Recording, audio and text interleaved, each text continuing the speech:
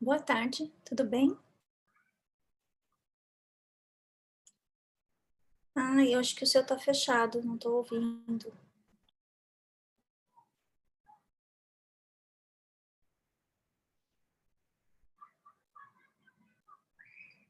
Você me ouve, Paula?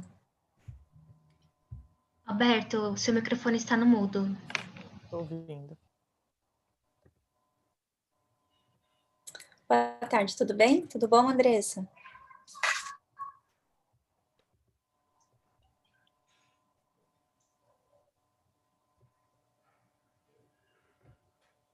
Boa tarde a todos. Em nome da Câmara de Comércio Brasil-Canadá, eu agradeço a presença dos nossos palestrantes, de toda a audiência. Esse é mais um evento da Comissão de Assuntos Jurídicos da Câmara de Comércio Brasil-Canadá. Nós vamos tratar hoje das relações trabalhistas, experiências do Brasil e do Canadá no setor de tecnologia. Meu nome é Alberto Murray, eu sou coordenador da Comissão de Assuntos Jurídicos da Câmara. A Câmara de Comércio existe desde 1973 e é uma organização independente, sem fins lucrativos e mantida pelo setor privado. A Câmara busca promover a integração e o desenvolvimento de oportunidades entre os mercados brasileiro e canadense nos seus mais diversos ramos de negócio, cuidando também de iniciativas e projetos sociais, culturais e educacionais e da discussão sobre a diversidade e inclusão em suas mais diferentes formas. A CCBC estabeleceu uma comissão de assuntos jurídicos com a finalidade de promover a troca de informações sobre ambas as legislações, promover a discussão de temas nacionais e internacionais e assim possibilitar a seus associados o nível de informação necessário para a tomada de decisões em negócios. O setor de tecnologia foi um dos mais afetados pela pandemia. A demanda por profissionais dessa área aumentou gradativamente e a tendência é que esse fenômeno apenas continue. Neste webinar, nossos convidados discutirão as mudanças nas relações trabalhistas no Brasil e no Canadá e os impactos da pandemia nos vínculos de trabalho no setor. Nós temos hoje conosco o Dr. Pablo Mourente, advogado e sócio do escritório Davi e Ataíde Advogados. Residindo em Montreal, é responsável pela área de negócios internacionais do escritório Davi e Ataíde Advogados, com foco em assessoria para negócios entre Brasil e Canadá. Mestre em Direito Empresarial Brasileiro pela Fundação Getúlio Vargas, atualmente cursando equivalência em Direito Canadense pela Universidade de Montreal.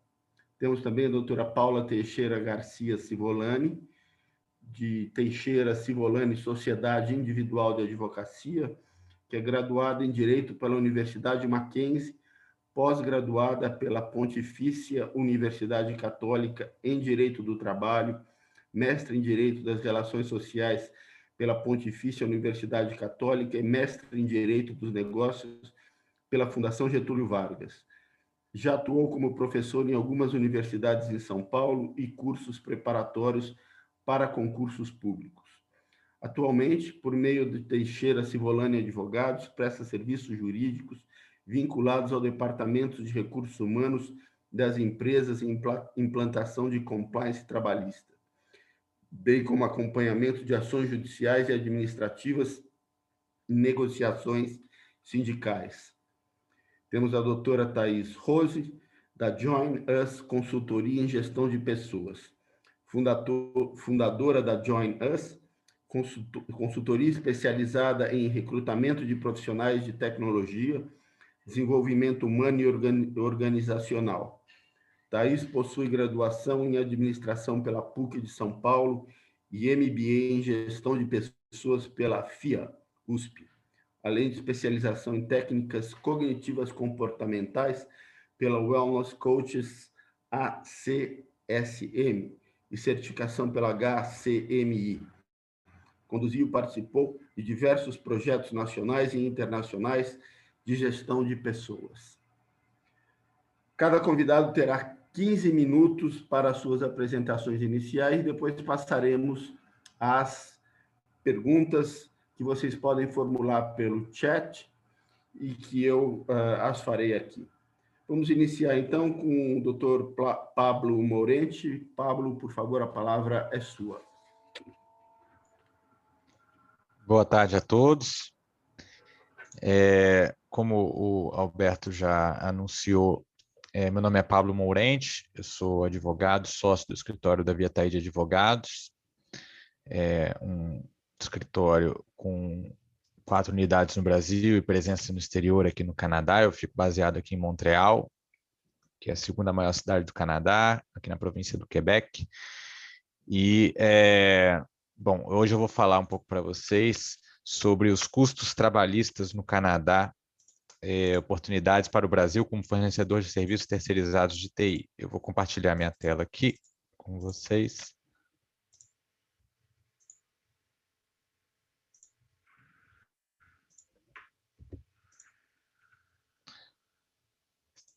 Imagino que estejam todos conseguindo ver minha tela, né?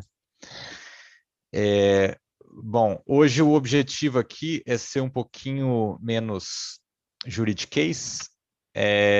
Vou falar de uma perspectiva um pouco mais de... É claro que tem aspectos jurídicos, mas no final das contas, sobre o impacto disso no mercado, oportunidades de mercado aí, dentro desse tema. Eu vou deixar a parte um pouco mais juridiquês para a Paula, acho que ela vai entrar um pouco mais nessa seara. Bom, em primeiro lugar,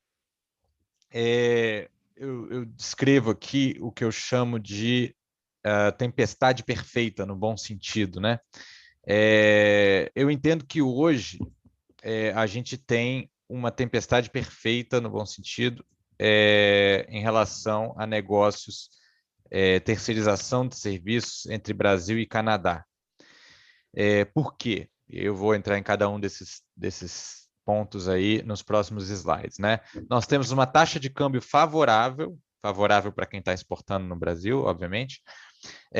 Nós temos incentivos fiscais brasileiros para exportação de serviços. Nós temos a ausência de tributação de importação de serviços do lado canadense. Nós temos o baixo custo da mão de obra brasileira, mesmo considerando os encargos, e aí desfaz um pouco o mito que se tem de que a mão de obra brasileira é caríssima. E generalização do trabalho remoto, né, que já era uma tendência, aumentou ainda mais com a pandemia. Bom, em relação ao primeiro tópico, em relação ao câmbio, né, aqui só para dar uma ideia para vocês, sobre, né, aqui no Canadá nós temos o dólar canadense, né, que apesar do nome dólar, é uma moeda, não tem vinculação específica com o dólar americano, é só simplesmente o nome. Tem algumas notas aí com a cara da rainha. Para quem não sabe, o Canadá é uma monarquia, né, monarquia parlamentarista, então a nossa querida Rainha Elizabeth, ela está presente em algumas notas aqui. E aqui à direita um gráfico, né, da cotação aí, comparativa entre real e o dólar canadense aí, nos últimos quase 30 anos, né? E aí, se vocês repararem bem, esse gráfico não foi tirado hoje, foi tirado algumas semanas atrás, um mês atrás talvez, mas a cotação ainda está mais ou menos nesse patamar. Hoje nós temos um dólar aí flutuando 4 e pouco, um dólar canadense 4 e pouco em relação ao real, mas se vocês olharem aí de 2005 a 2015, mais ou menos, o dólar canadense se manteve na casa dos R$2, né? Então, e aí, enfim, de 2015 para cá começou a subir, e a pandemia mais ainda, né, acelerou isso aí. Então, hoje a gente tem aí um fator muito favorável aí para quem tem receita em dólar no Brasil, dólar canadense. E até aqui uma curiosidade, eu ouvi dizer até que existe uma política em curso. Hoje o dólar canadense, historicamente, ele tem uma cotação mais ou menos de 1,25 ou 1,3 em relação ao dólar americano. Eu ouvi dizer que tem uma política de valorização do dólar canadense frente ao dólar americano. Então, mesmo que o real recobre o valor frente ao dólar americano, pode ser que frente ao dólar canadense nem tanto por conta dessa questão. O segundo fator que eu mencionei mais cedo ali é incentivo fiscal para exportação de serviços a partir do Brasil. E aí eu fiz duas simulações aqui, a esquerda e a direita. Uma na esquerda é a empresa que esteja no lucro presumido e à direita uma empresa que esteja no regime do Simples Nacional. O que acontece, né? Imagino que alguns já saibam, né? No Brasil existe um incentivo muito grande à exportação, seja de produto, seja de serviço. Então, ela é desonerada, né? A maioria dos tributos que se paga aí numa venda no mercado doméstico brasileiro, seja de serviço ou de bens, essa tributação não existe na exportação de serviço. Então, eu peguei uma simulação aqui de $100 mil, um faturamento de $100 mil, que dá aproximadamente R$400 mil hoje em dia. No lucro presumido, pagaria-se para serviços de TI, né, considerando as alíquotas aplicáveis para os serviços de TI, nós pagaríamos apenas imposto de renda da pessoa jurídica e CSLL, né, contribuição sobre lucro líquido, que totalizaria 7,68% da receita bruta. Né, se eu pegar isso no mercado doméstico, mais ou menos 16%.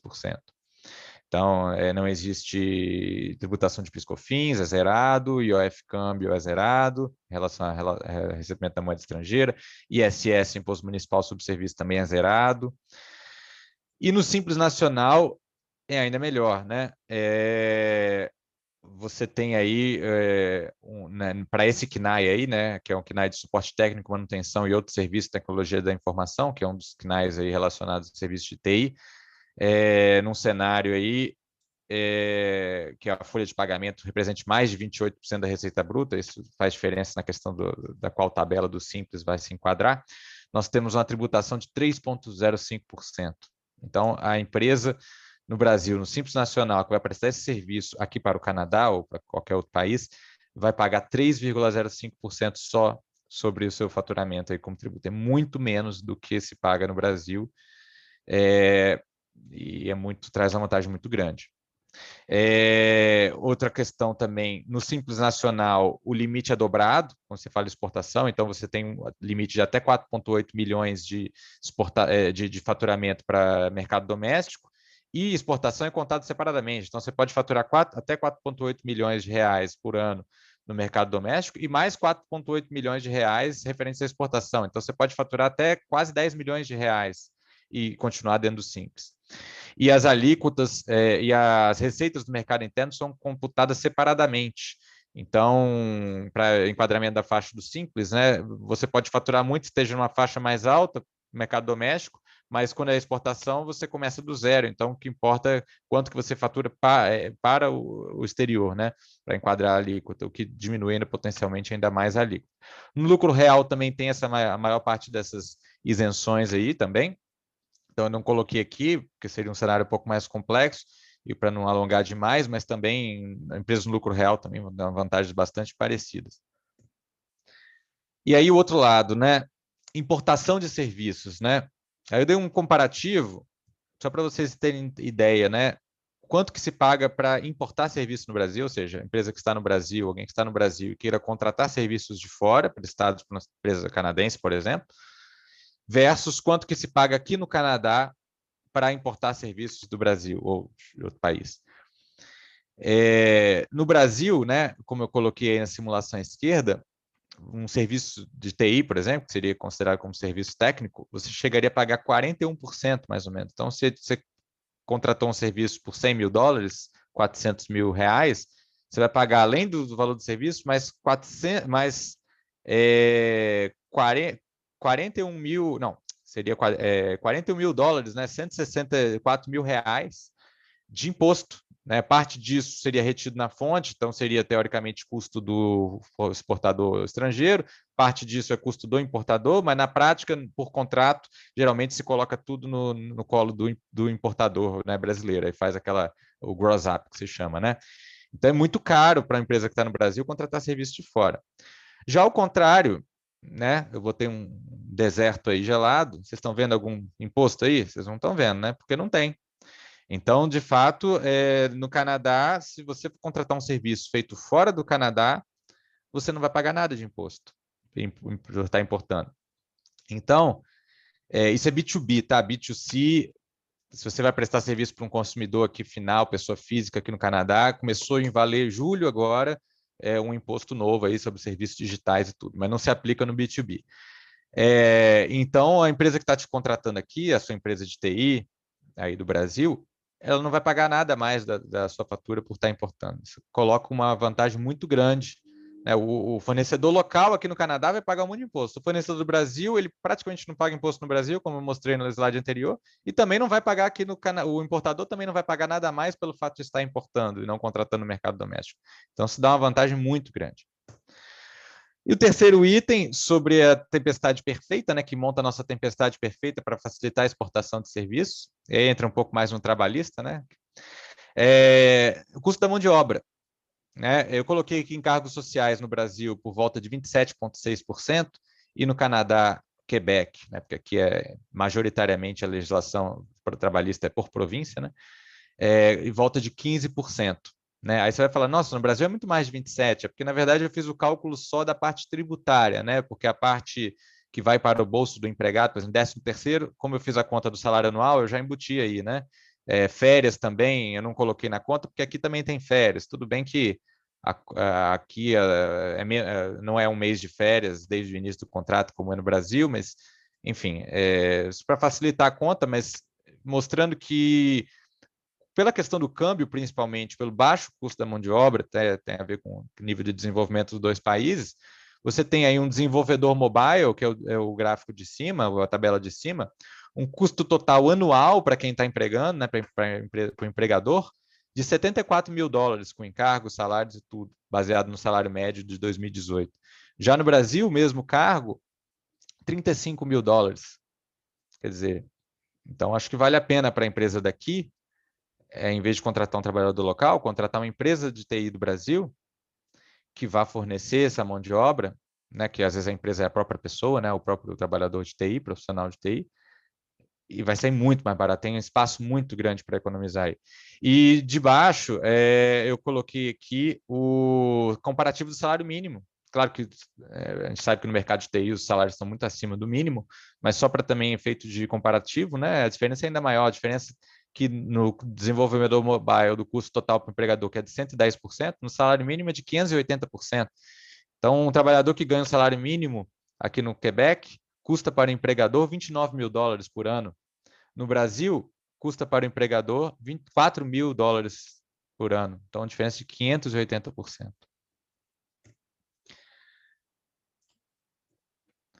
E aí, para finalizar o último item, que não é exatamente sobre a mesma questão de exportar serviços a partir do Brasil, mas tem a ver também com o tema,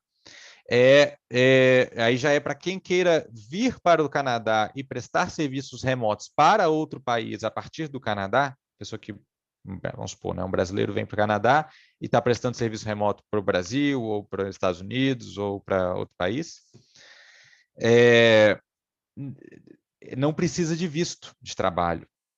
Né? Eu coloquei aqui parte da regulamentação aqui, que é fazer até um disclaimer, que isso aqui não é uma consultoria jurídica, não estou olhando o caso concreto de ninguém, estou trazendo como informação geral a legislação geral sobre imigração, né? Cada caso tem que ser olhado separadamente, mas, a priori, alguém que esteja trabalhando aqui no Canadá para um empregador de fora, que tudo seja de fora, né? Remuneração vinda de fora e o trabalho tem a ver com coisas de fora, que não tem nada a ver com o mercado de trabalho canadense, essa pessoa não precisa de um visto de trabalho. Isso não quer dizer que ela não precisa de um visto para entrar no Canadá. Para entrar no Canadá, ela precisa de um visto de visitante, tá? Mas não precisa do work permit, que a gente chama aqui, né? Então, aqui também, só ilustrando um outro trecho aqui da regulamentação de imigração do Canadá, né, mostrando que um foreign national, né, um trabalhador, um estrangeiro, né, ele é considerado que está realizando atividades internacionais, de negócios internacionais no Canadá, se a fonte primária de remuneração dele estiver fora do Canadá, e o principal local de negócios e de onde estão sendo realizados os lucros também for fora do Canadá. E aí, com isso, ele é considerado que está realizando atividades de negócios internacionais aqui e, consequentemente, não precisa de um visto de trabalho a priori. Então, bom, era isso que eu tinha para falar para vocês hoje, né? Infelizmente o tempo é curto, também não quero tomar muito tempo de vocês. Fico à disposição para maiores dúvidas. Apenas para fechar, falar um pouco sobre o nosso escritório. Então, a gente faz assessoria jurídica empresarial, negócios entre os dois países, Brasil e Canadá, em todas as áreas, né? A gente tem um escritório que se chama Full Service. Então, desde trabalhista, societário, a gente já tem clientes canadenses que fazem negócio no Brasil e vice-versa, e a gente fica à disposição para assessorá-los nesse sentido. Tá bom? Obrigado, boa tarde.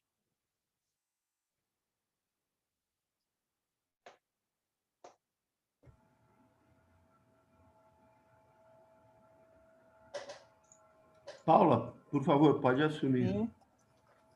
Boa tarde a todos. Vou começar aqui a minha parte, né, nesse estudo. Fica um pouquinho difícil falar depois do Pablo, porque ele criou aqui uma série de itens que são interessantes e que a gente realmente precisa parar para pensar, né? Então, são muito bacana. A gente vai vendo números, né, que são próprios da realidade. Mas eu vou compartilhar aqui a minha tela e vou tratar com vocês a respeito de algumas questões voltadas para o contrato de trabalho na área de tecnologia e os mecanismos que podem ser utilizados nesse sentido, né? E os que são mais utilizados nesse período aí pós-pandemia, né? Então, vamos falar um pouquinho a respeito da figura do contrato de trabalho. O que nós temos, o que a gente pode enfatizar em relação à questão do trabalho propriamente dito. Então, o primeiro aspecto que eu acho importante nós pensarmos e analisarmos até para a aplicação disso no âmbito do trabalho, tanto aqui no Brasil, na área da tecnologia, como no Canadá, né, que é o nosso foco aqui na palestra, é pensar nas formas de relação de trabalho, né? Então, o primeiro aspecto que eu tenho que pensar é como é que eu crio essa relação de trabalho e quais os elementos que eu tenho para isso. Então, quando eu falo de relação de trabalho, eu tenho que considerar, primeiro, que relação de trabalho é uma figura genérica, e dentro dela eu tenho a relação de emprego, eu tenho a prestação de serviços, eu tenho trabalho autônomo, né? E diversas formas de trabalho. Tenho, inclusive, a questão do trabalho informal, e tudo isso se encaixa, né? E tudo isso são opções, na verdade, para eu pensar em termos de realização de trabalho, né? Porque o que a gente sempre diz é: trabalho não falta, trabalho tem. O que falta é emprego ou gente interessada em contratar você para desenvolver aquele determinado tipo de trabalho. E aí, o que a gente pode pensar? Quando eu penso na contratação de um empregado, né, se a empresa vai considerar a contratação de um empregado, ela evidentemente tem que se preocupar com a legislação local. O que acontece, quais os mecanismos de contratação, quais os caminhos que eu tenho que, enfim, alcançar para fazer esse tipo de contratação. Agora, a relação de trabalho, a relação de emprego, ela é muito mais delicada em razão desse contraponto, né? Dessa obrigação que eu tenho de considerar a legislação local para a contratação. Diferente da condição da relação de trabalho, onde eu tenho a possibilidade de contratação por meio da empresa, né, que é a chamada pejotização, eu tenho a possibilidade do trabalho autônomo, eu tenho a possibilidade de firmar um contrato diretamente e de fazer análise, né, dessas situações. O que é mais interessante, o que é possível, o que se enquadra dentro daquilo que a legislação permite, né? Então, é óbvio que eu posso pensar, por exemplo, na condição de prestar serviços para o Canadá por meio da empresa que eu tenho, né? E se eu tiver empresa simples, o Pablo já descreveu para a gente quais os mecanismos de impostos, quais os caminhos que nós vamos ter para isso. O trabalho autônomo também é permitido dentro dessa condição.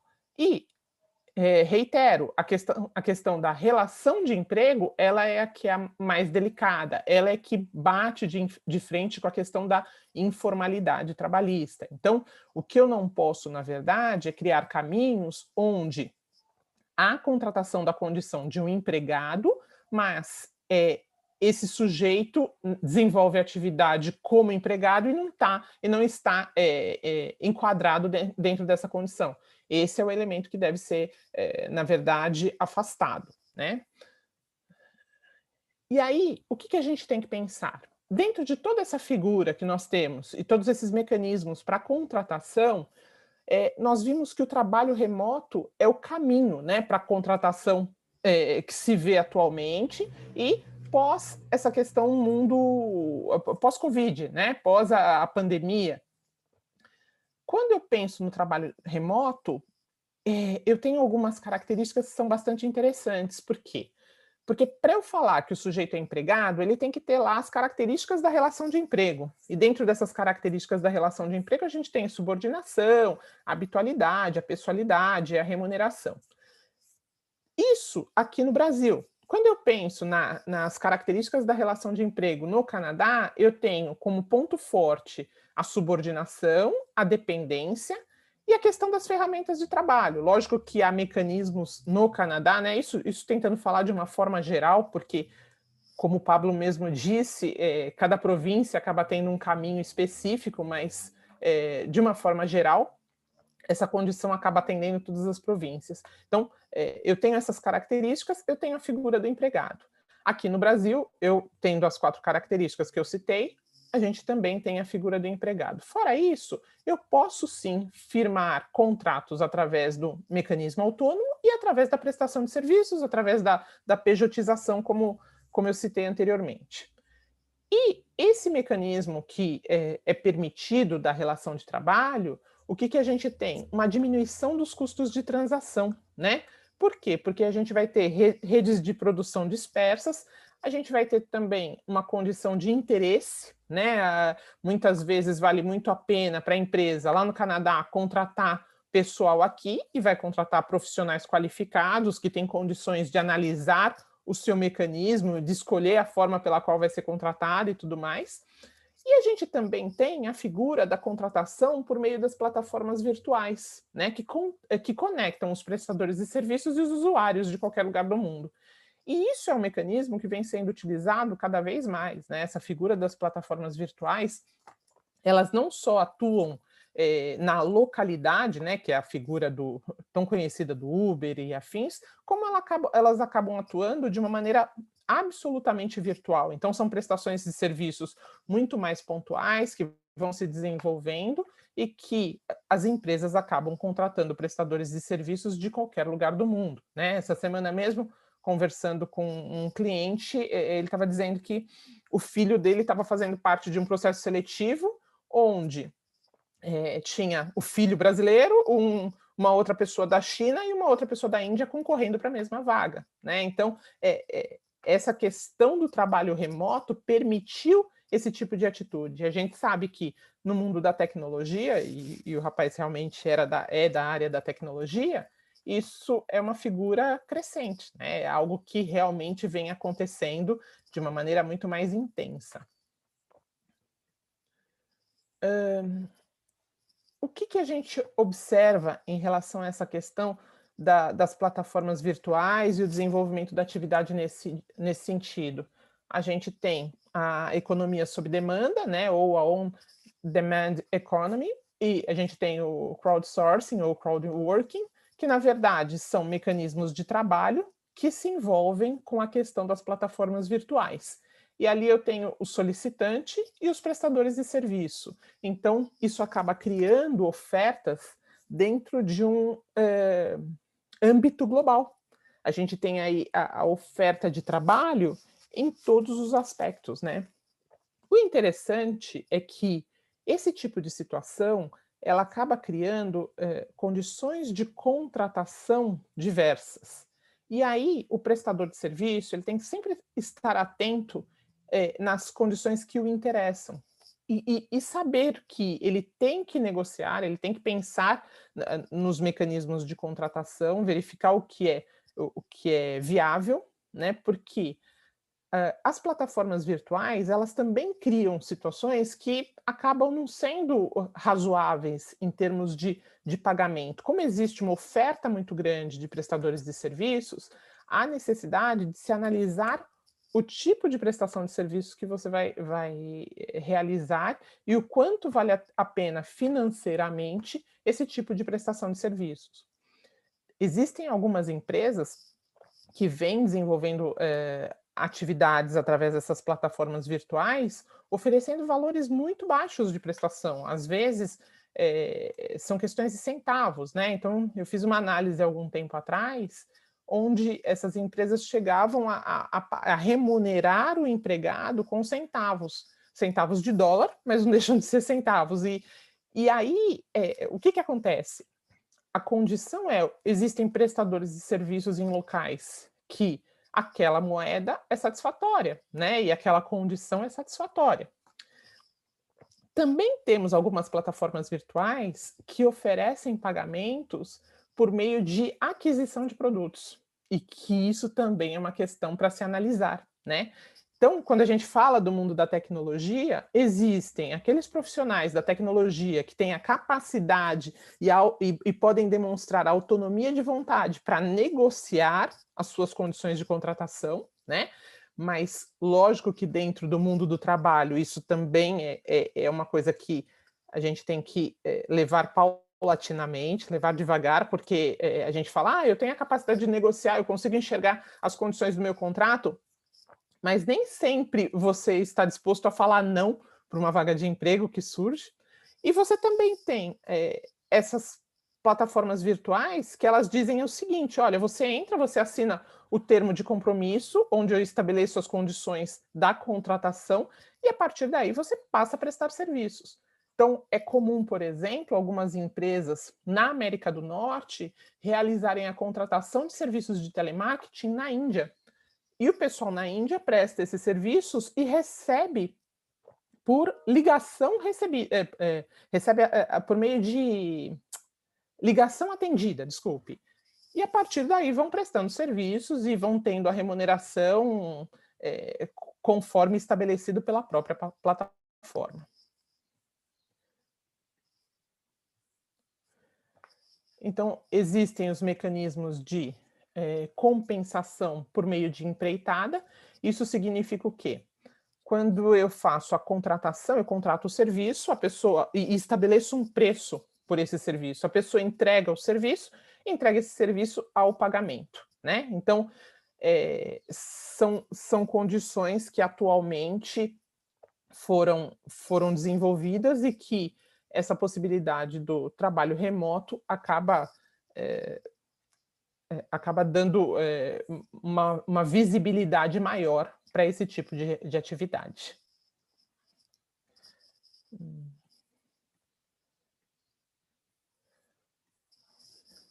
E aí a gente tem a figura do trabalho remoto, né? E tem que considerar que ele realmente passou a ter um alcance global, ele abriu alguns caminhos que antes a gente não falava tanto, né? Antes da pandemia não se abordava tanto.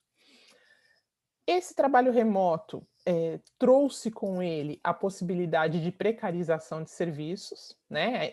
Principalmente através de interferência das plataformas, mas trouxe também a possibilidade de um trabalho em condições diversas, né? O profissional da tecnologia, ele acaba sendo contratado realmente em qualquer local do mundo para desenvolver algumas atividades, muitas vezes, que compensa muito mais até do que trabalhar na sua própria localidade.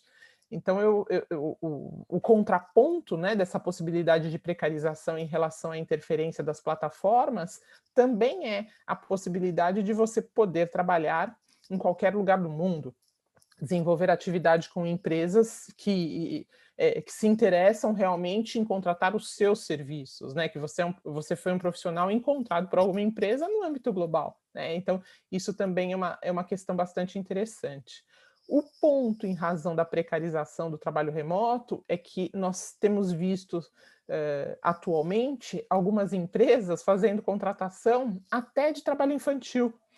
E são algumas empresas de gamers que acabam contratando e realizando pagamento por meio de jogos, produtos e afins. Então, também é um caminho que tem que ser verificado, né? Tem que ser analisado para evitar problemas que a gente sabe que são gerados por esse tipo de trabalho. E o outro ponto que a gente tem que analisar em relação à questão do trabalho remoto é que um aspecto que a gente que é interessante, que é importante verificar é a questão do controle das atividades, né? Em regra, o trabalho remoto, ele controla muito mais do que o trabalho presencial. Ou seja, a questão não é nem só o controle, mas é o acesso a esse controle. As suas informações, muitas vezes elas podem ser partilhadas, muitas vezes é uma condição do próprio contrato mesmo, partilhar essas informações e deixar disponível.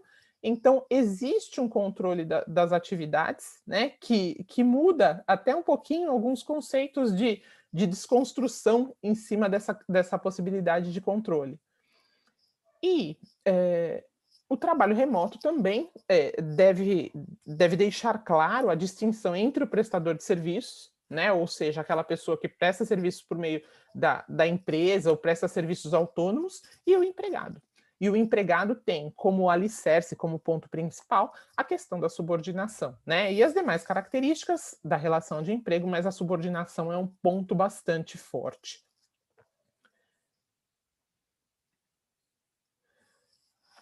E depois, por fim, né, fechando aí essa questão do trabalho remoto e a subordinação e as características que ele tem, nós temos que observar que há muitas formas de contratação, né? Há possibilidades, diversas formas de contratação, não só em relação à questão do empregado mesmo, eu tenho vários mecanismos de contrato próprios para o empregado.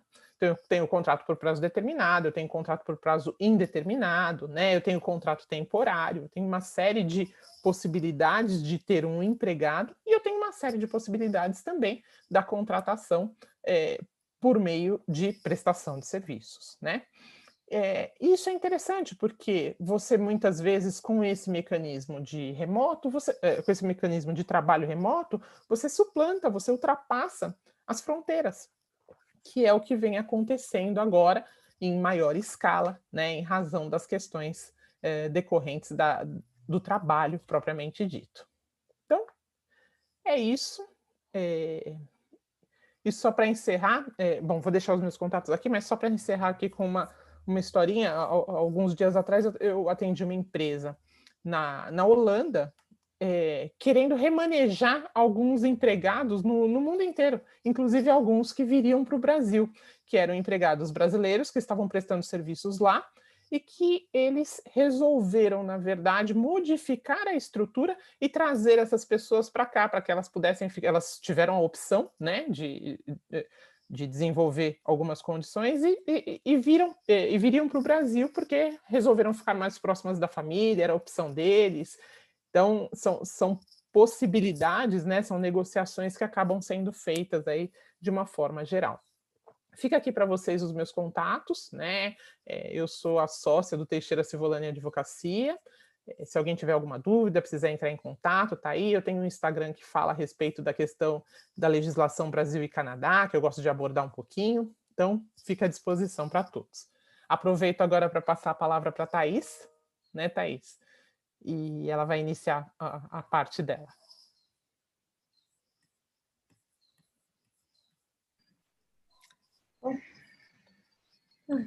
Foi.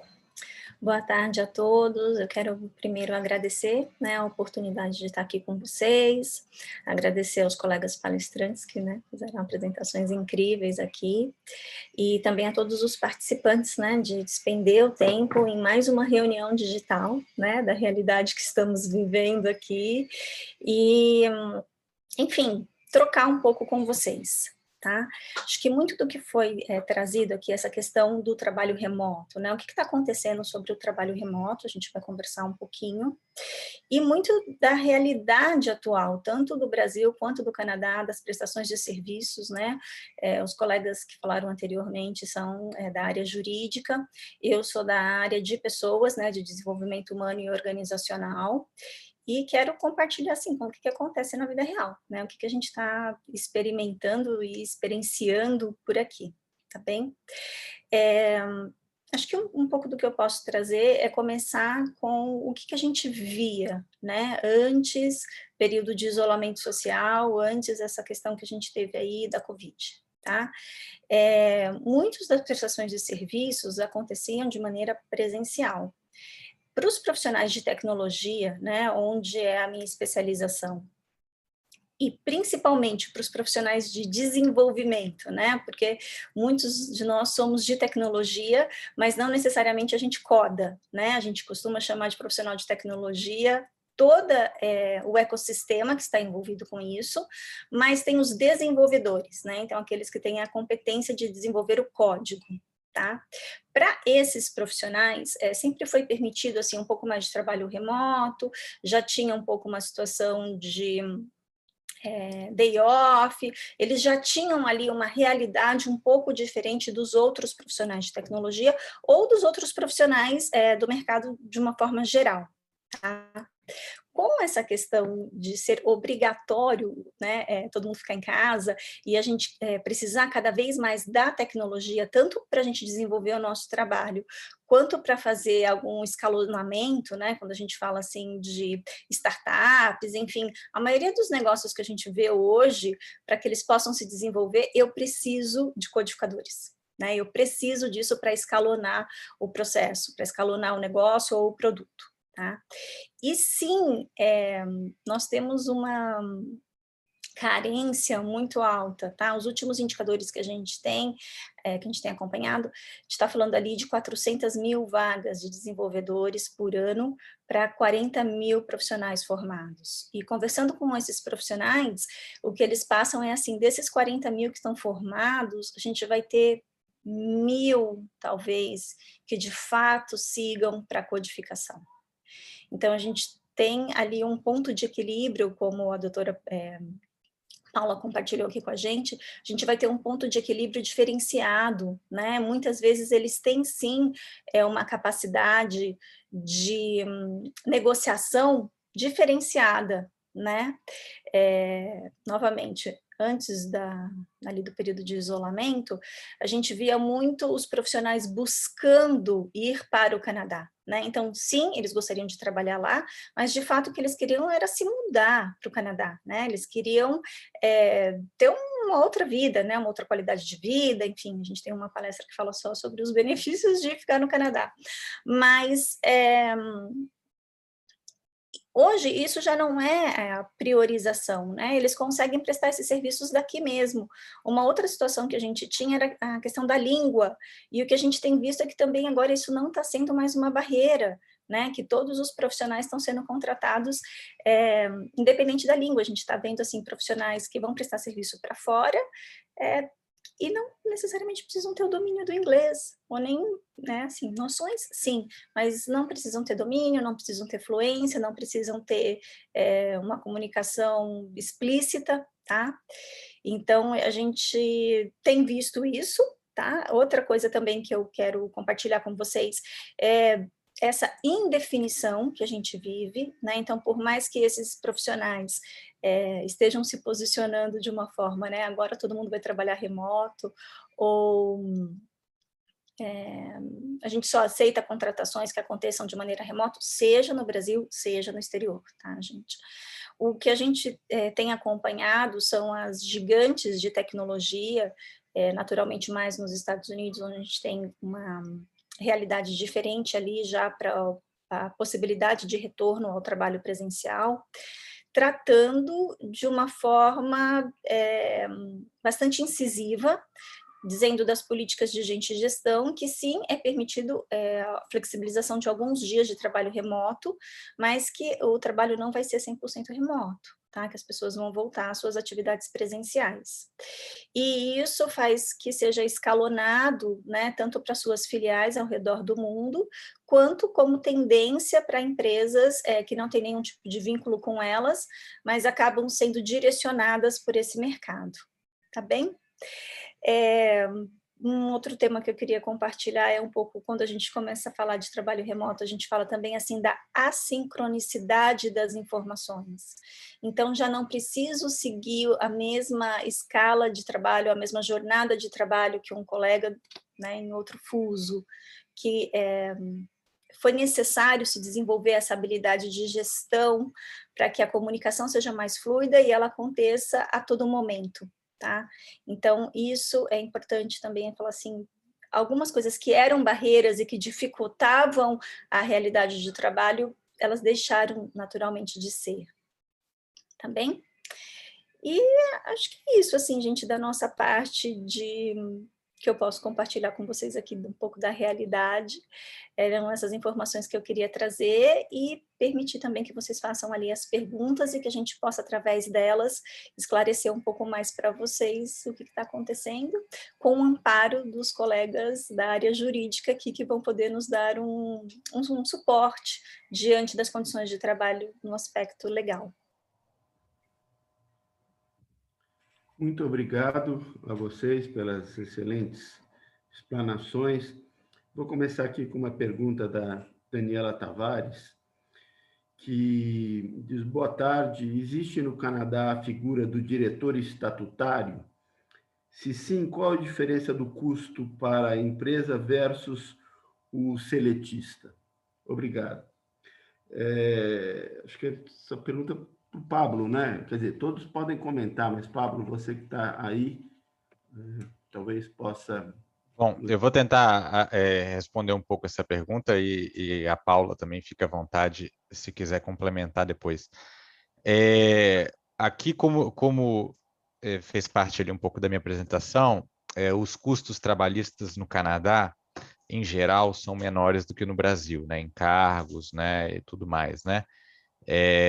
Então, assim, com isso, a diferença do custo de você ter um trabalhador empregado versus você ter um diretor estatutário, um profissional autônomo trabalhando para você, não é tão grande quanto no Brasil. Esse é um ponto. Então, assim, é possível ter um diretor estatutário? Sim, um profissional autônomo, né? Que, enfim, no final das contas, o diretor estatutário é um profissional autônomo, né? Sem vínculo empregatício, que presta serviço para a empresa, né? E tem vínculo ali societário, enfim, regulado também pelo direito societário. Bom, acho que do ponto de vista do custo, o que eu tinha para falar é isso. E uma outra coisa também que tem a ver um pouco com esse tema é que, só para feito de curiosidade também, aqui no Canadá, algumas províncias, não são todas, nem a maioria, eu sei dizer que o Quebec é assim, British Columbia é assim, a legislação societária permite que os 100% do board, né, dos diretores, residam fora do Canadá. Então, você pode ter uma empresa aqui com um diretor residindo no Brasil, todos os diretores residindo no Brasil, o que a legislação brasileira societária não admite. Então, só uma informação também interessante. Só complementando uma coisa, Pablo, você citou a questão das férias. Como é que funciona a questão de férias ou outros direitos trabalhistas em comparação com o que nós temos aqui no Brasil? A legislação aqui no Canadá, ela legislação trabalhista, via de regra, ela é provincial, então varia de província para província, né? E algumas funções específicas, alguns setores da economia específicos, como, por exemplo, bancários e alguns outros, legislação é federal. Então, eu sei falar como é que no Quebec, mas eu sei também que a diferença não é tão grande de uma província para outra no geral. Aqui no Quebec, você começa, se eu não me engano, até a legislação mudou uns 2, 3 anos atrás.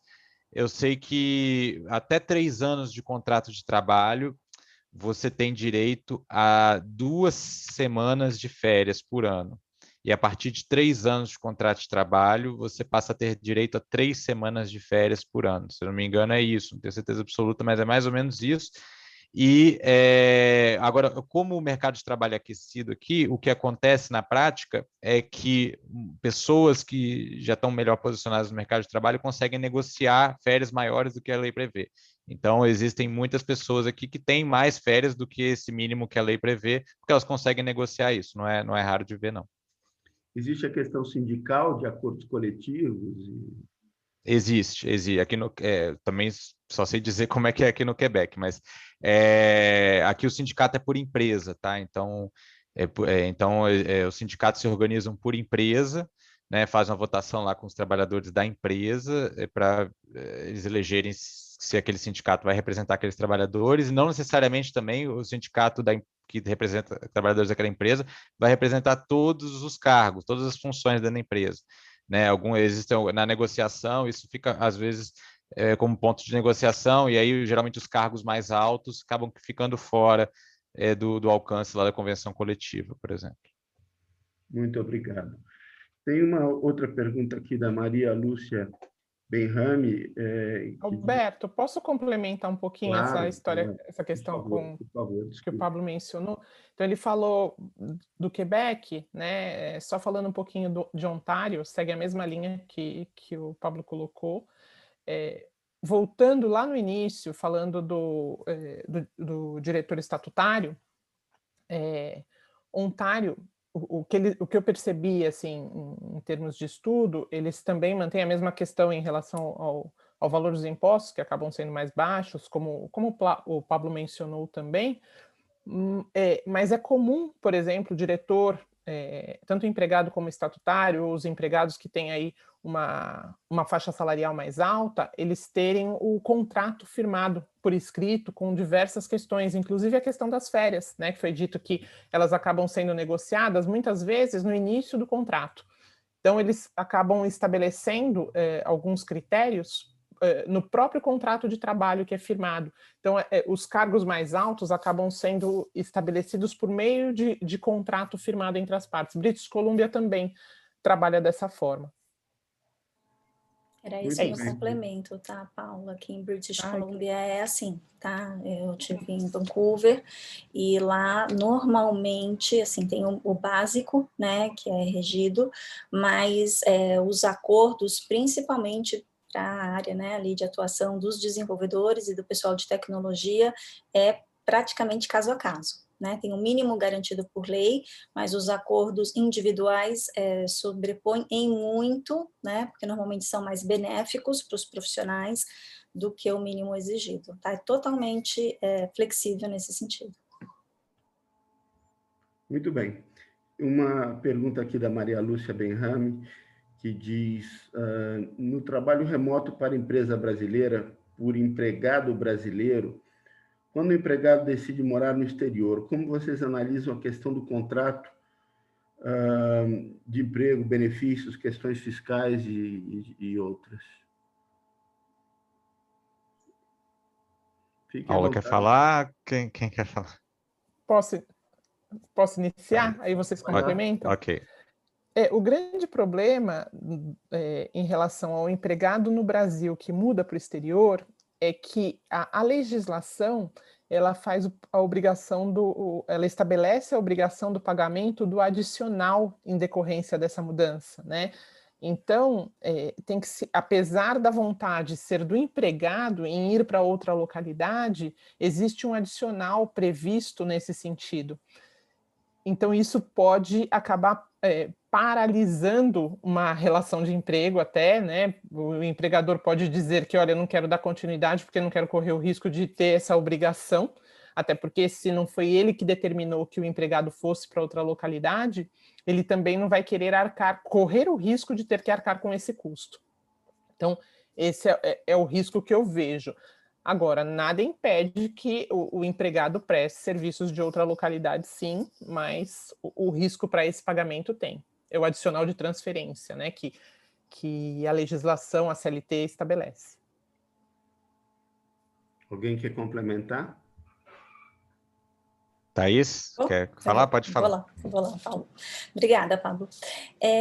O que eu ia perguntar aqui à Maria Lúcia, né, depende do interesse de quem que é essa movimentação, né? O que a gente vê normalmente é que é interesse do profissional, né? Então, por vezes, o profissional pede demissão aqui e é contratado como empregado local em outros países, seja no Canadá, seja no Mercosul, enfim. Então, o que a gente vê normalmente é uma boa negociação do profissional, um profissional que tem uma boa performance, que tem um bom histórico, que consegue, até assim, de uma maneira de interesse da empresa, né, despertar esse interesse da empresa em continuar mantendo esse profissional, porque, no fundo, a empresa local está perdendo, né, mas, assim, você vai perder aquele ótimo profissional, você pode perder para um concorrente aqui no Brasil, ou você pode ajudá-lo a realizar o seu plano de desenvolvimento e seguir para um outro país com esse apoio, né, ele já chegar lá com uma oportunidade de emprego, né? Então, é bem diferente da transferência acontecer por iniciativa da empresa, porque aí sim, ela é responsável por absolutamente todas as questões, até da viagem, da família, enfim, ele tem que ter a empresa realmente assim, um outro nível de compromisso e de investimento para fazer a transferência desse profissional. Complementando aqui também, um dos aspectos aí, a questão do imposto de renda, né, da pessoa física, do empregado. No Brasil tem um acordo com o Canadá, né, um acordo para evitar a dupla tributação, e o posto, em via de regra, o imposto, esse acordo determina que para trabalho subordinado, o imposto de renda é devido não ao local da residência fiscal do empregado, e sim de onde está a fonte pagadora, né, a empresa, a relação de emprego. Então, o empregado trabalha para a empresa brasileira, à distância aqui do Canadá, teoricamente não precisaria pagar imposto de renda aqui no Canadá. E o Brasil também tem acordo para evitar a dupla tributação, um acordo previdenciário, tanto com o Quebec quanto com o Canadá, que também tem algumas questões ali que podem influenciar nisso aí também. Muito bem. Tem uma pergunta aqui da Fabiane Freitas. Gostaria de saber de algum dos palestrantes se possui um panorama sobre o setor de tecnologia para o turismo no Canadá e qual a província que proporciona mais oportunidades.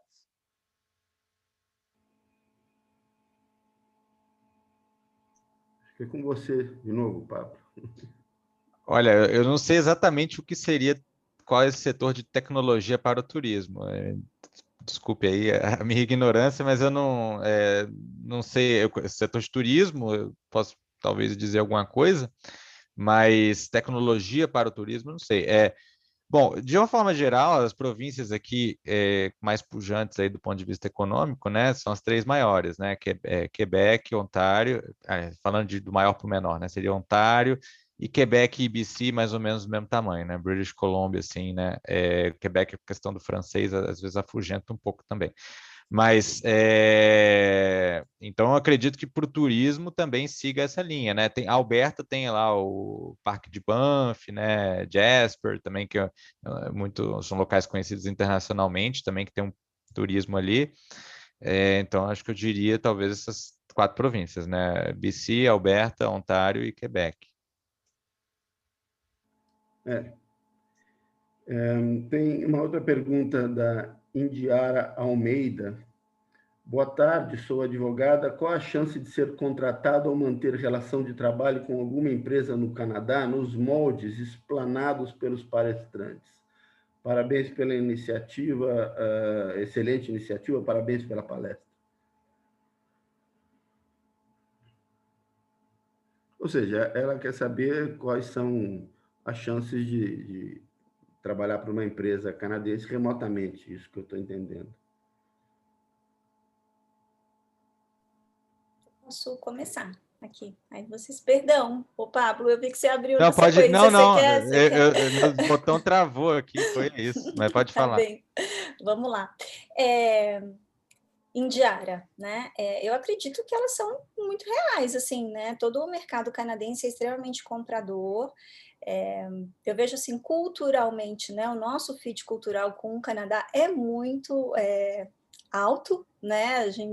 Os brasileiros gostam muito do Canadá e os canadenses, de fato, são extremamente receptivos, não só a brasileiros, mas eles são naturalmente, por cultura, diversos, por negócio, por sobrevivência, eles são diversos e aceitam essa multicultura, tá? O que eu vejo, e aí, né, como uma profissional de gestão de pessoas, assim, o que eu vejo, assim, realmente determinar o foco que você pretende prestar serviços, se você vai prestar serviços para pessoas jurídicas lá, para pessoa física, se você já vai ter um portfólio específico. Também tem uma situação assim de você começar a nutrir a sua rede, né, construir e nutrir a sua rede, mas assim, de probabilidade, se é o que você quer, eu acho que é muito, muito alta, tá? Que eu posso contribuir. Leonardo Falcão pergunta se existe algum tipo de FGTS no Canadá e como essa questão se dá. Olha, eu posso falar que pelo Quebec, não. Existe aviso prévio, né? Então, se você for demitido, né, da empresa, não sai do dia para a noite, né? O aviso prévio não é exatamente da mesma forma que no Brasil, os tempos de aviso não são exatamente iguais.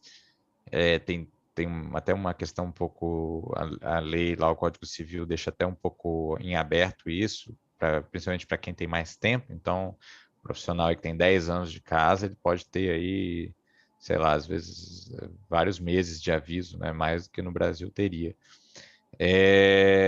Mas FGTS ou multa rescisória aqui no Quebec não existe não, via de regra. Uhum. Alguém mais?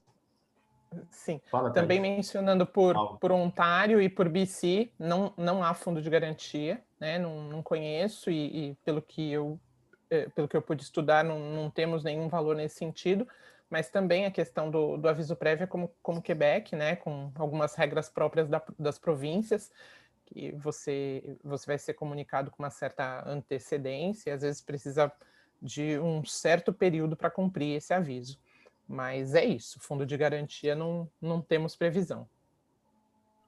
Thaís? Em BC, o que eu ia colocar para vocês é justamente essa questão da liberdade do acordo, né?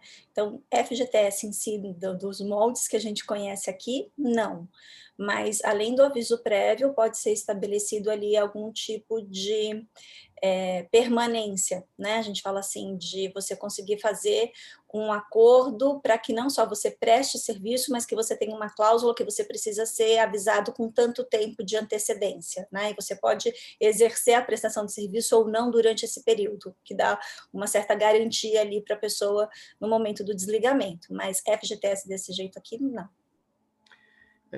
Eu vou pular uma pergunta, depois eu volto nela, porque também é do Leonardo, que pergunta como funcionam as licenças de afastamento por doença, se são parecidas com o Brasil, se os funcionários permanecem sendo remunerados.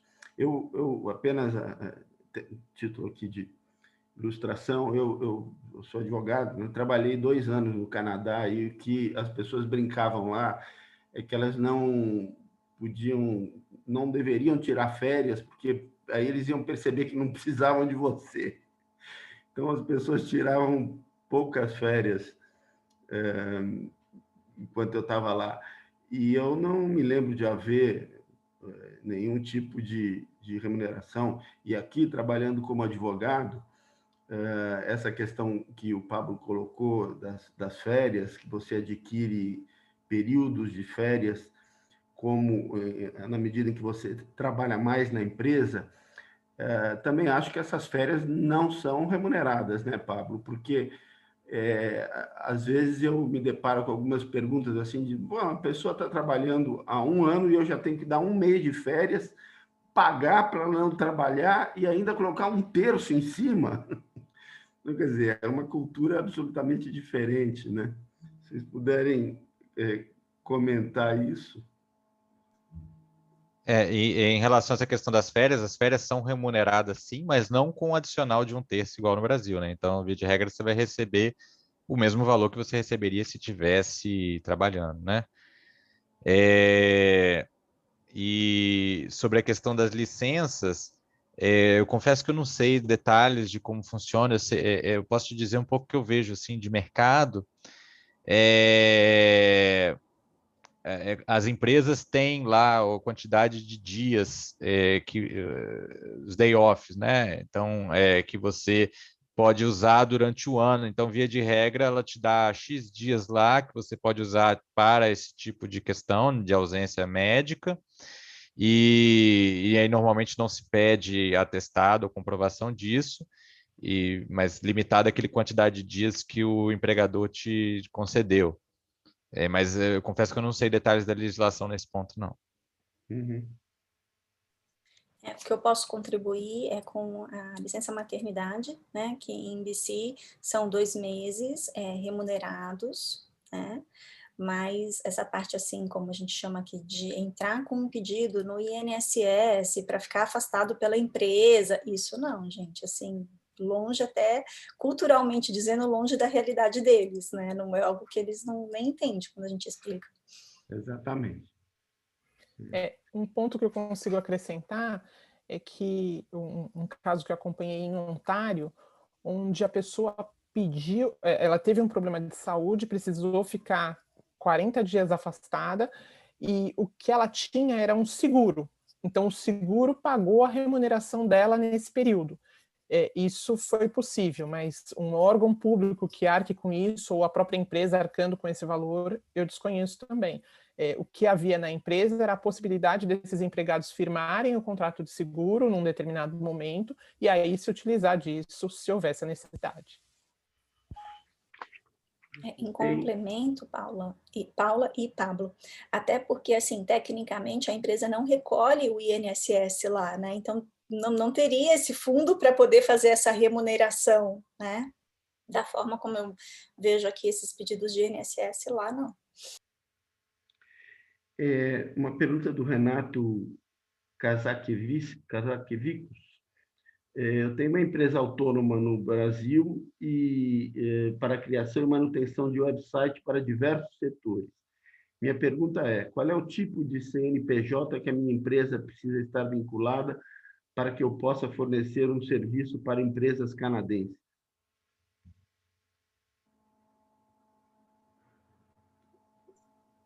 Bom, vou tentar responder aqui. Eu estou entendendo que você tem uma pessoa jurídica, né? Então, você não trabalha como pessoa física, né? Você pode ter um MEI, né? Enfim. Eu falei MEI, mas na verdade eu nem sei. Eu teria que olhar se MEI tem alguma restrição quanto a isso. Eu imagino que não. Mas, de forma geral, enfim, não existe nenhuma, sua empresa não tem que ter nenhuma característica especial para exportar serviços. Enfim, você tendo uma empresa que já presta regularizada aí, que presta serviços no Brasil, você pode prestar serviços para o exterior também. Você vai pagar menos impostos em relação a isso, não tem nenhuma outra, vamos botar assim, burocracia adicional em relação a isso. Thaís, Paula, algum comentário? Não? Eu Não ia faço pedir para o ideia. Pablo fazer as honras. Eu ia falar, Pablo, É, essa você Pablo. faz as honras, por favor. O que eu vejo, assim, que eu posso contribuir, é que o processo de credenciamento que você precisa para prestar serviço para essas empresas, né? Então, algumas pedem uma documentação maior, o seu portfólio, pedem cartas de referência, então é muito mais de como você vai conseguir captar esse cliente do que, de fato, como você vai conseguir faturar a esse cliente. Pablo, por favor, me apoia aí. Enfim, o que eu disse ali era do ponto de vista legal, né? E a Thaís está dizendo do ponto de vista mercadológico, né? Enfim, claro que a relação comercial, para até você conseguir fechar um contrato com uma empresa aqui, aí já é outra questão, aí vai prática de mercado, como ela disse. Mas do ponto de vista legal, no Brasil, não tem nenhuma exigência adicional para sua empresa para que você possa prestar serviço para o exterior. É isso. Paula, uma pergunta para você. Qual é a relação entre a contratação por meio de trabalho remoto e a legislação local?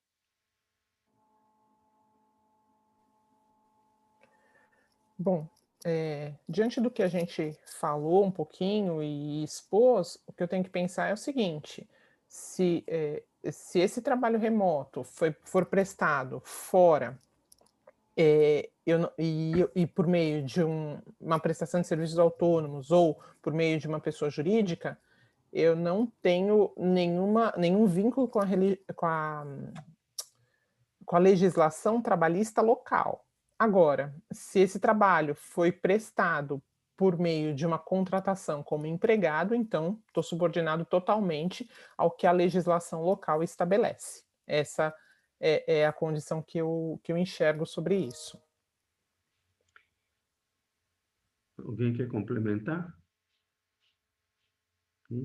Ainda acho que, Paulo, você pode continuar, mas, claro, com os comentários dos demais. Como a subordinação interfere na relação de crowdworking e se a prestação de serviço precisa ser obrigatoriamente subordinada? Então, quando eu penso na questão do crowdworking, eu tenho que pensar o quê? Eu estou prestando serviços por meio de uma plataforma virtual. Essa plataforma virtual, ela não necessariamente vai exigir que o meu trabalho seja subordinado. Eu não fico dependendo das ordens diretas do empregador ou da pessoa que está contratando meus serviços. Se eu não depender dessas ordens diretas, então não há relação de subordinação.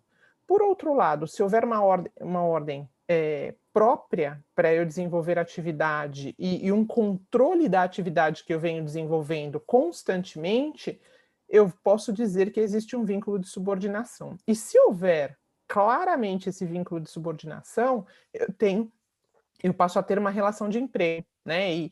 E reconhecendo a relação de emprego, eu tenho todos os direitos decorrentes da própria relação de emprego, né? Aí o trabalho subordinado vai implicar em todos os direitos, 13º, férias, pagamento de hora extra, né? Tudo aquilo que faz parte do contrato de trabalho. Pablo, uma empresa no regime do lucro real também teria carga tributária menor para exportação de serviços? Sim, sim. Inclusive, acho que eu até comentei isso quando eu estava falando ali desse ponto. Sim, né, as mesmas isenções, vamos chamar assim, de uma forma mais informal, que existe em relação aos tributos, praticamente quase todos os tributos, né, para quem exporta, vale para qualquer um dos regimes ali, Simples Nacional, lucro presumido, lucro real. Geralmente você só vai pagar o imposto de renda da pessoa jurídica e a contribuição sobre o lucro. Todo o resto geralmente vai ser zerado. Tem aqui ainda o Leonardo Falcão, que comenta que as horas trabalhadas locais são, em geral, de 40 horas mensais, como no Brasil, ou se há uma livre negociação entre empregado e empregador. E também fala, desculpe, 40 horas semanais, né? Eu li mensais aqui, ele também mencionou semanais depois. E que não tenha, como é que é a questão do horário de almoço, se existe uma hora de almoço, enfim, como funciona isso? Olha, em relação ao horário, quantidade de horas por semana, aqui, enfim, como eu disse, a legislação aqui é provincial, né? Então, aqui no Quebec são 40 horas por semana, regra geral. Claro que se você for uma categoria na determinada empresa, né, sindicalizado, aí você pode ter alguma coisa diferente, né? Você também pode, eventualmente, negociar, é diferente para menos, né? Para menos horas, não para mais. Também você pode conseguir, eventualmente, negociar isso com o seu empregador, né? De trabalhar, enfim, numa jornada menor. E o que eu vejo como mercado, agora falando já do ponto de vista de mercado, não é tão raro você ver jornadas menores, tá? Jornadas, eu te diria que eu vejo muito aqui no Quebec, assim, parte mais pessoal, trabalho mais de escritório, essas funções mais de escritório, algo variando aí entre 35 e 40 horas. Então, jornadas de 35 horas por semana, 37 horas e meia, mais ou menos comum. Muito bem. BC é a mesma coisa, tá, Pablo? Igualzinho. Em relação ao Ontário também, segue a mesma regra, e também vejo muito essa questão das jornadas diminutas, né? Chegando a 35, entre 35 e 40 horas.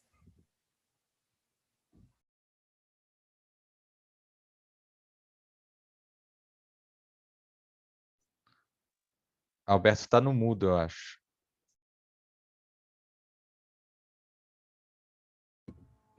Agora, acho que está. Bom, essas são as perguntas que nós recebemos.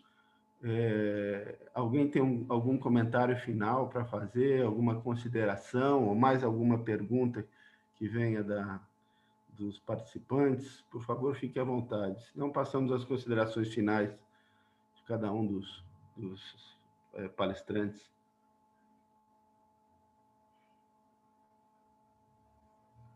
Não?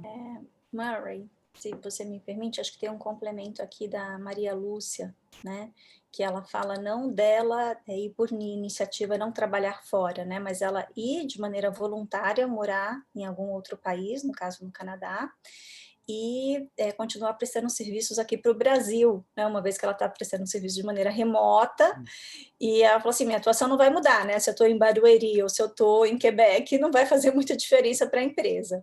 Aí eu vou colocar o meu posicionamento de novo assim, mais mercadológico e funcional, e peço o apoio legal aí de vocês, tá? O que eu tenho visto, muitos profissionais indo por conta própria, às vezes nem avisando a empresa, né, e aí dá um problema no computador. Você vai trocar o computador aonde? A empresa fala, eu vou mandar, qual que é o seu endereço? Eu vou mandar um computador aí para sua casa, né?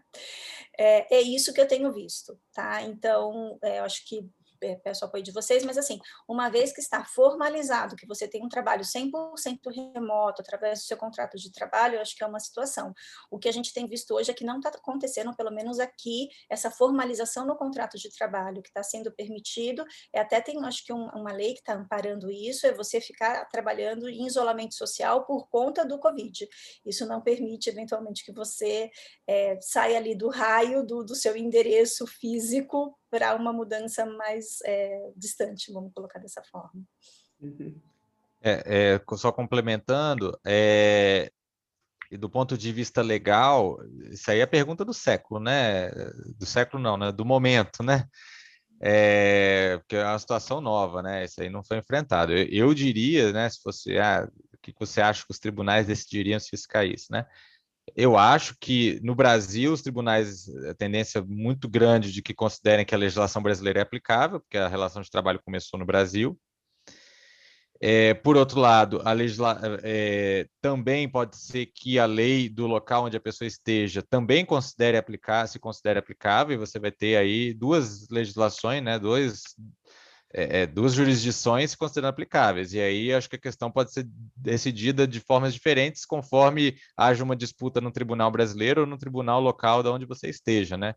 Então, acho que a tendência é acontecer dessa forma, né? Agora, por exemplo, pegando o exemplo aqui do Quebec, né? Sindical aqui por empresa, né? Então, você juntaria de cara a sua empresa lá no Brasil, não vai ter nenhuma obrigação aqui do ponto de vista sindical, né? Então, e aí, em relação ao sindicato no Brasil, vai ter controvérsia, né? Se isso, enfim, os sindicatos também têm a circunscrição específica no Brasil, né? De representatividade. Então, acho que é uma pergunta muito. A gente não tem, ninguém tem resposta para isso ainda, mas eu acho que é isso. Do ponto de vista brasileiro, a legislação tende a dizer que se aplica a legislação brasileira, e no ponto de vista do local onde você esteja, vai variar conforme o local, mas eu acho que a tendência também é que a legislação local se aplique, pelo menos em algum grau aí. E se isso for para um tribunal local, no local onde você esteja, pode ser que ele entenda que é a legislação local. E aí pode ser também que as empresas não queiram isso, né, Pablo? Eles queiram que você esteja no âmbito de uma única legislação e não podendo acontecer essa situação de dupla legislação. Perdão, aplicação de dupla legislação. É uma situação nova, enfim, ninguém tem a receita exata de como isso vai acontecer.